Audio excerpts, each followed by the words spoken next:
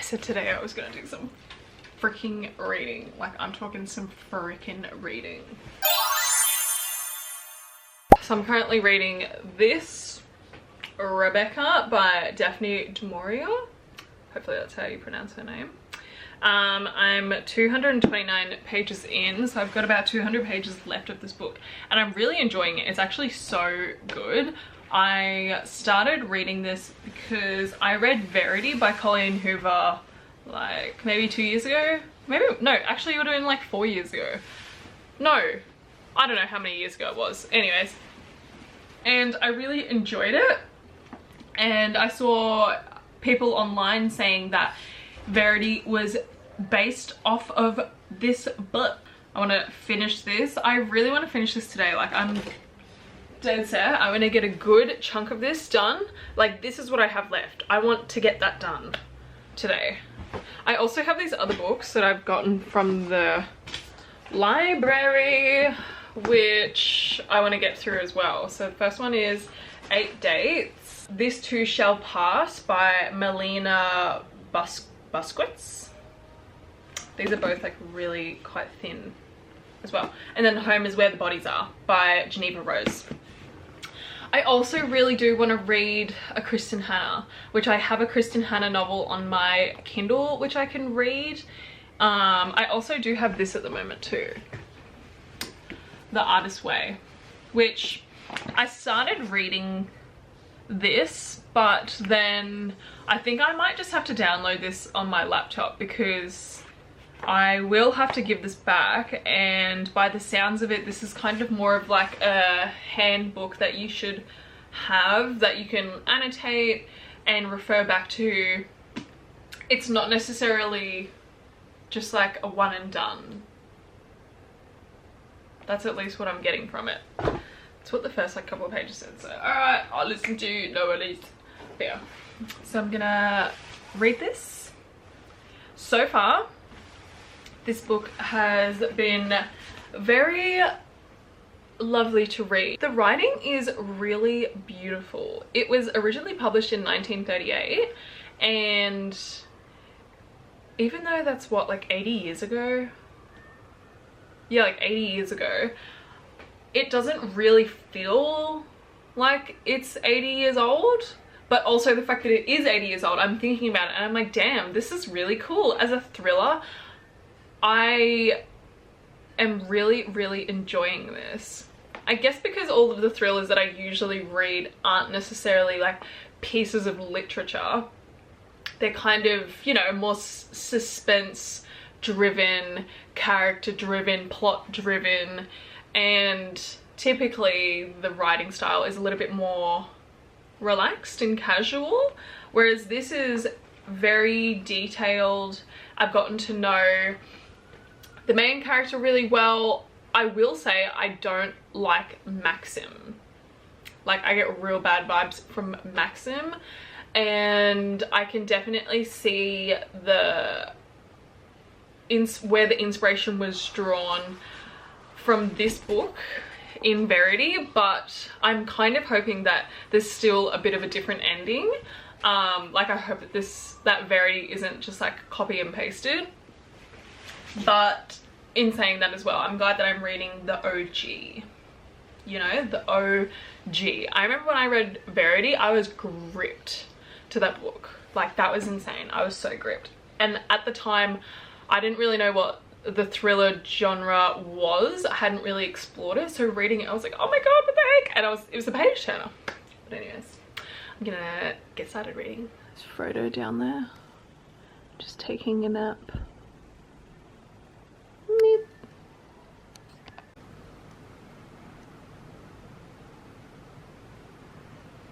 I'm gonna make myself orange juice.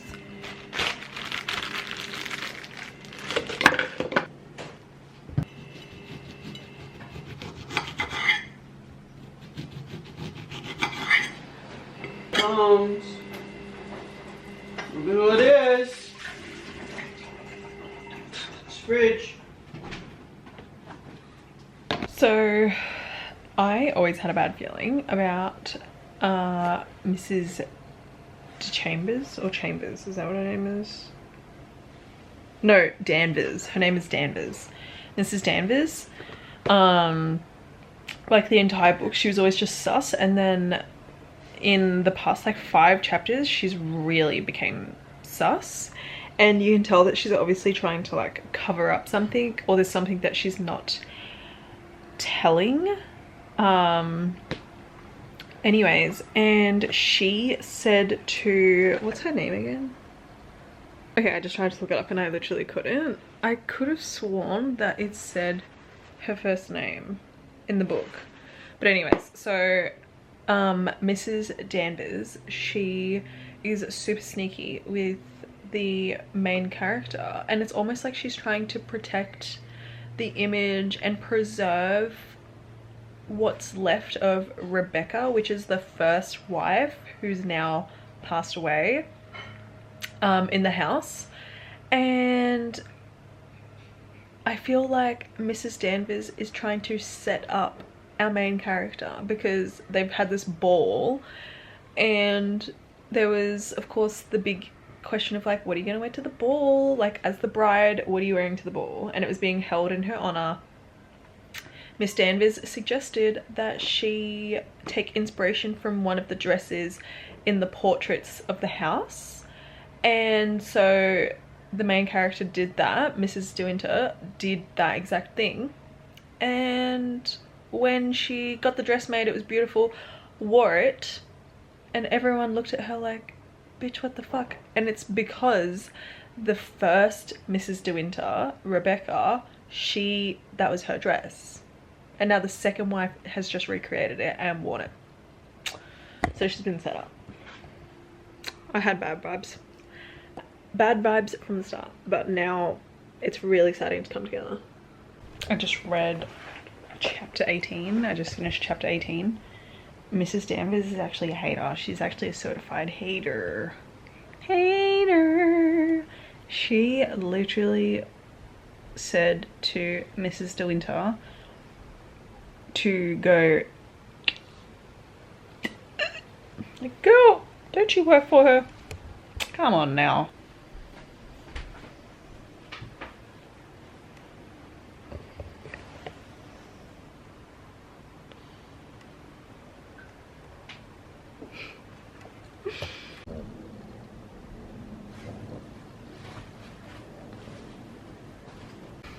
I just finished reading chapter 19.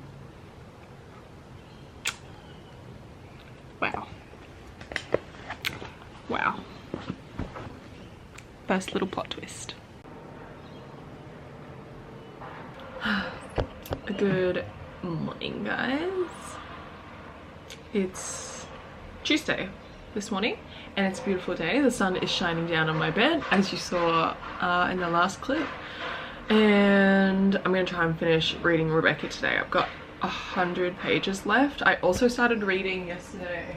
I started reading 8 Dates, and just because I left Rebecca downstairs and I wanted something before I went to bed, and this was actually so interesting, so I might even try read this today too. But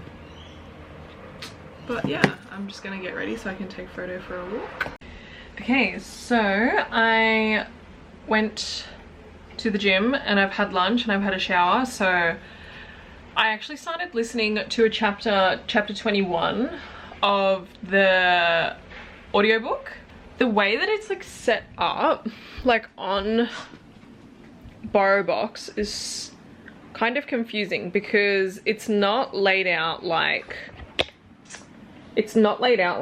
these are the actual chapters. This is just like the way that the audiobook has divided it up. So like this was the start of chapter 21, but this is also still chapter 21. So I'm gonna keep listening to it. I have some washing. I have some washing that I need to fold. So I'm gonna listen to that and then fold the washing. Once that chapter is done, then I'll sit down and actually read it, because I prefer to read versus listen to an audiobook. I feel like when I listen to an audiobook, I kind of phase in and out. I really need to concentrate, whereas when I'm reading, I'm just concentrating. So yeah, anyways. I used to write poetry myself.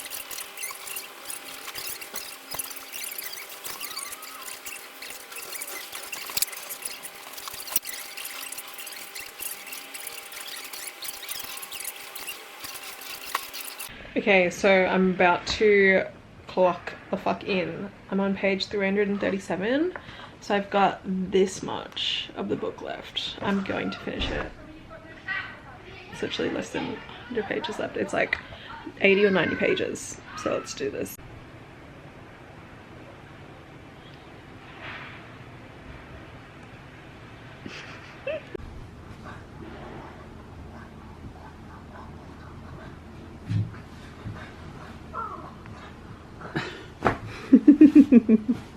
Okay, I've got 2 chapters left, just under 30 pages, and I don't know how this is going to end. I really don't.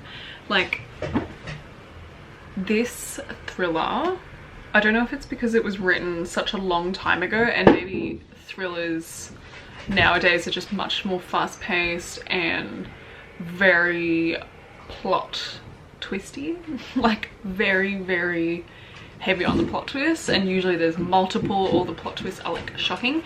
This did have a plot twist at probably about like 60% in, and since then there hasn't really been too much. I thought that there was going to be another one, but then nothing's really eventuated of that, so we'll see what happens in the last 30 pages.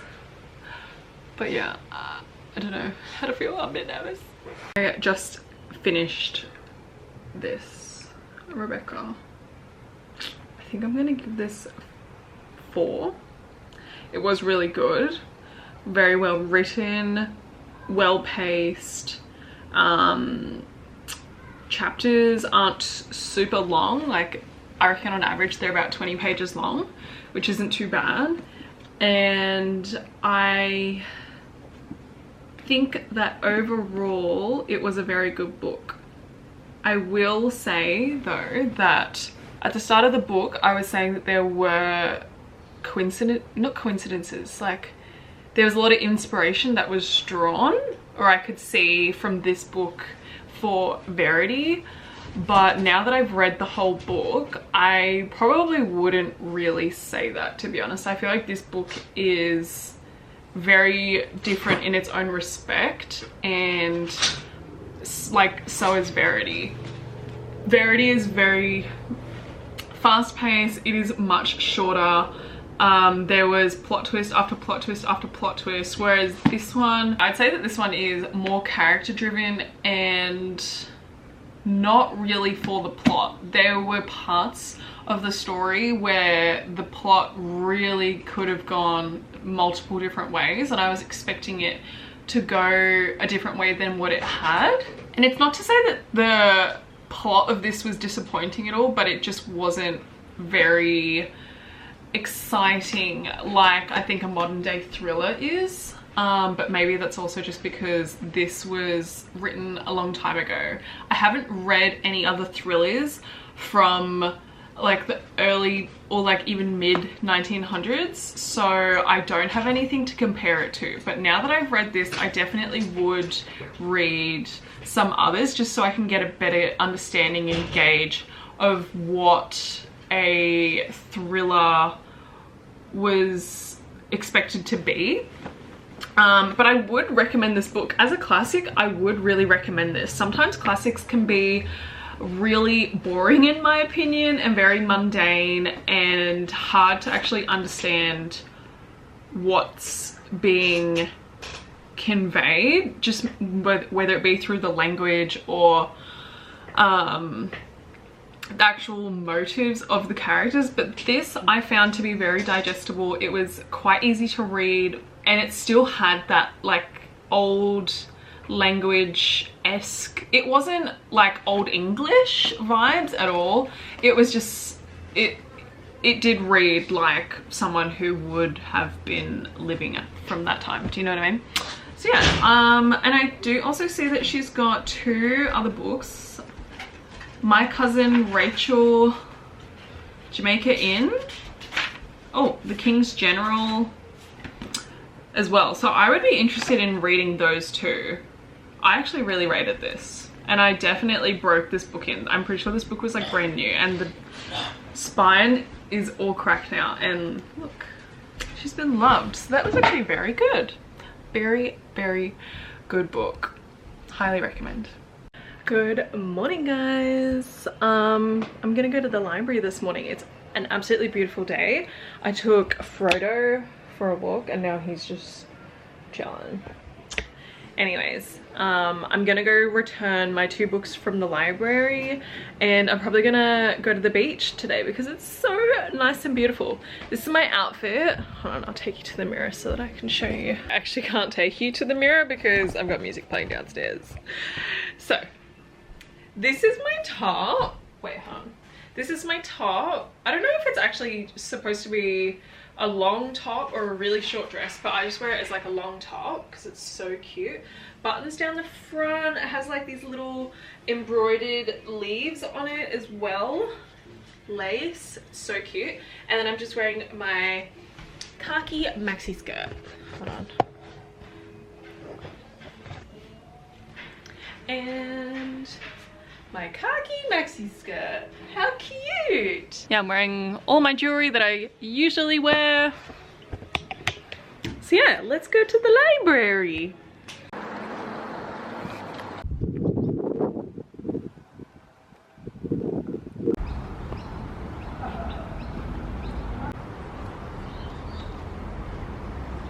That was a very successful library trip. Returned my books, and I also got 2 books. I got A Bury Our Bones in the Midnight Soil, and I also got, I think it's called A Piece of Red Cloth.